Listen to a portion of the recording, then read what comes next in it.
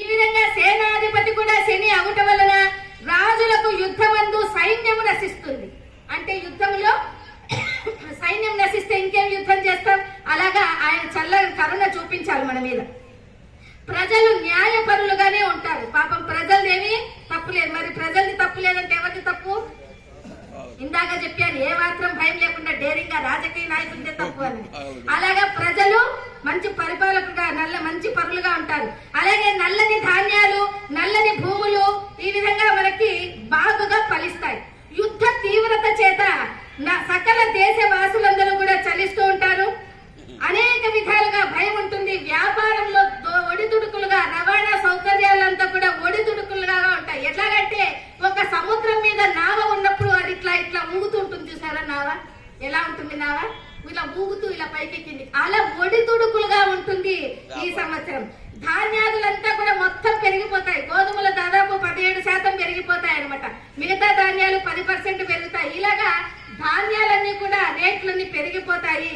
రాజకీయాల్లో ఒడిదుడుకులు ఖచ్చితంగా ఉంటాయి. ఆ తర్వాత అర్ఘ్యాధిపతి కూడా శని. మరి అర్ఘాధిపతి వల్ల వర్షాలు సామాన్యంగా ఉంటాయి. బాగా చాలా వచ్చినాయి, పంటలు చాలా పండుతాయని ఏమాత్రం ఆశ పెట్టుకోవడం లేదు. దొంగలు, అగ్ని, రోగాలు ఇవన్నీ కూడా చీడ పీడలన్నీ కూడా ఎక్కువైపోతాయి. అందుకని మనం రోగాలు ఇవన్నీ రాకుండా కూడా చాలా మటుకు మనము మంచి అంటే శనికి సంబంధించినట్టువేమి నూనె వ్యాపారాలు, నూనె విత్తనాలు అంటే శనగిత్తనాలు, కానగా ఏ విత్తనాల నుంచి అయితే నూనె వస్తుందో అవన్నీ కూడా మంచి వృద్ధిలోకి వస్తూ ఉంటాయి. ఆ నూనె మంచిది వాడటం వల్లే మనకు కూడా ఆరోగ్యం బాగుంటుందన్నమాట. ఇలాగా ఈ ప్రజాక్షేమం చల్లగా ఉంటాయి. నల్లని భూములు, నల్లని ధాన్యాలు, నువ్వులు, మినుములు, బొగ్గు, సీసము, చర్మములు, ఇనుము, ఈ తారు, తర్వాత నల్ల మందు, నల్ల అవిసెలు, నల్ల ఆవాలకు ధరలు సరసముగా ఉండును. ఎవరైనా కొనుక్కోవడానికి ఈజీగా సరసమైన ధరలో ఉంటాయి. తర్వాత మేఘాధిపతి, ఆ మేఘాధిపతి కూడా శని మహానుభావుడే ఉన్నారు కనుక వర్ష ప్రతిబంధకంగా ఉంటుంది. రాజులకు ధనాభావం బాగా ఉంటుంది. చలి బాధలు, ప్రజలకు చలి జ్వరాలు వచ్చేస్తూ ఉంటాయి. ఆహార ధాన్యాల కొరత, వ్యాధులు ప్రబలుట జరుగుతూ ఉంటాయి. ఎప్పుడైతే ఈ వ్యాధులు ప్రబలుతాయో ధననాశనం. అందుకే చూడండి, వ్యాధి రాకుండానే చూసుకోవాలి. ఒక్కసారి హాస్పిటల్కి వెళితే ఇంకేముంది, 2 సంవత్సరాల నుంచి వ్యాపారంలో వెనక్కేసిందంతా ఫటాఫట్ అయిపోతుంది ఆ హాస్పిటల్స్ వెళ్తే. అందుకని ఆరోగ్యం చల్లగా జాగ్రత్తగా ఆరోగ్యాన్ని కాపాడుకుంటూ ఉండాలి. ఆ తర్వాత మేఘాధిపతి కూడా ఇప్పుడే చెప్పుకున్నాం. పూర్వ సస్యాధిపతి చంద్రుడు. చంద్రమా మనసో జాతః అన్నట్టు చంద్రుడికి సంబంధించినటువంటి కూడా పూర్వ సస్యాధిపతులు, ధాన్యాలు, మాగాని, మెట్ట పంటలన్నీ కూడా బాగుగా ఫలిస్తాయి. ఉప్పు కూడా సూర్యునికి సంబంధించినటువంటిది అనమాట. ఈ పూర్వపర సస్యాలన్నీ కూడా మంచి రేట్లలోనే ఉంటాయి. వృక్ష జాతులన్నీ కూడా చక్కగా ఫలిస్తాయి. అది ఎప్పుడైనా చూడండి, సూర్యుని వలన వచ్చేటువంటి కిరణములను తీసుకొని చంద్రుడు ప్రసరింప చేయటం వలన పంటలన్నీ కూడా బాగా సమృద్ధిగా మంచి పంటలు ఇస్తూనే ఉంటాయి. మంచి పంటలు రావడానికి కారకుడు ఎవరు? చంద్రుడు. కనుక ఆ చంద్రుడు బాగుంటే కదా ఇవన్నీ కూడా మనకు చక్కగా ఫలిస్తుంటాయి.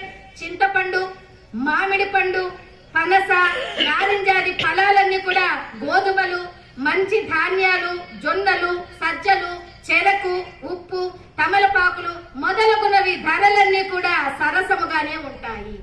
ఈసారి వేపపూత బ్రహ్మాండంగా విరగబూసింది. చెట్టును చూస్తానే వేపపూతే బాగా తెల్లగా కనిపిస్తోంది. వేపపూత ఎక్కువ ఉంది అంటే మామిడి పూత తక్కువ అవుతుంది, మామిడి పంట తక్కువ అవుతుంది.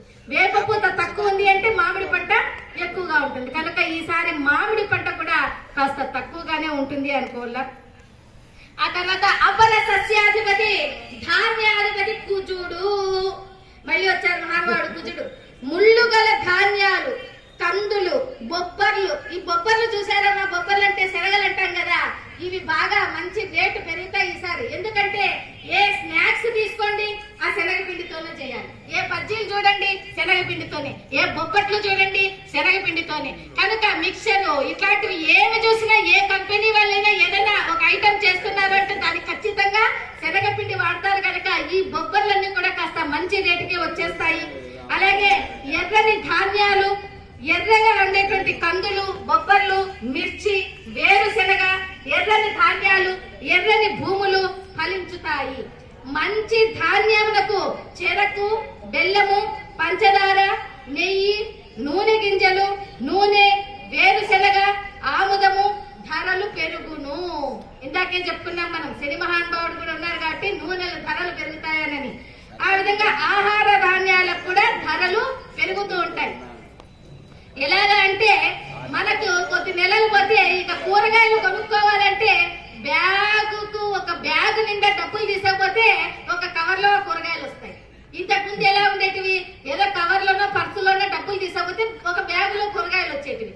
మరి ఇప్పుడు బ్యాగులో డబ్బులు తీసుకుపోతే కవర్లో కూరగాయలు వస్తాయి. అంటే అంత రేటు పెరిగిపోతాయి కూరగాయలు అన్నమాట. అందుకనే మన వాళ్ళంతా ఇప్పటికే నేర్చుకునేసారు. డాబాల మీద హాయిగా ఇంట్లోనే పంటలు పండించడం, చిన్న చిన్న ఆకుకూరలు పండించడం. నవ్వుతున్నారు మా ఆడవాళ్ళందరూ కూడా, ఎందుకంటే చాలా మంది బాల్కనీలో తోటలు పెంచేస్తున్నారు ఈ కాలంలో. ఏ ఊర్లో, నేను చాలా ఊర్లలో చూశాను.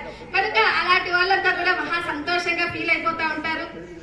ఈ రసాధిపతి ఈ కాలంలో అంటే ఈ సంవత్సరంలో గురువు రసాధిపతి. అంటే ఏమేమి అంటే మనకి బెల్లము, పట్టు, ప్రత్తి, పంచదార, చెరకు, వస్త్రాలు ధరలు తగ్గి అందుబాటులో ఉంటాయి. బంగారు, వెండి ధరలు పెరుగుతాయి. కనుక ఇంకా ఇప్పుడు తీసుకోవాలనుకునే వాళ్ళే గట్టిగా రేపు నీ వారిని పట్టుకోండి, నాకు వడ్డానం చేయిస్తావా లేదా, మళ్ళీ ధర పెరుగుతుంది అని అడగండి.